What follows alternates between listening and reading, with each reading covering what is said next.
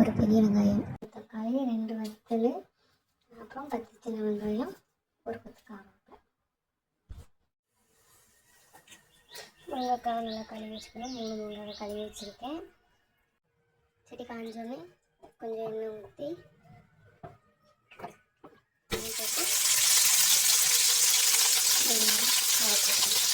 கொஞ்ச நேரம் வதக்கி விட்டுக்கலாம்.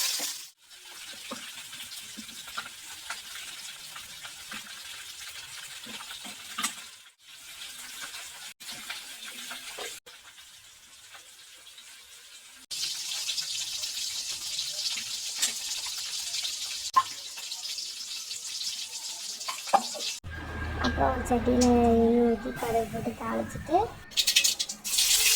2 காஞ்ச மிளகா போட்டு அதுக்கப்புறம் சின்ன வெங்காயம் 10 சின்ன வெங்காயம் போட்டு நல்லா வதக்கணும். வதங்கின அப்புறம் ஒரு 5 வெள்ளைப்பூடு வச்சு தட்டியிருக்கேன். வதங்கினதுக்கப்புறமா அரைச்ச வெங்காயமும் அரைச்ச தக்காளியும் சேர்க்கணும்.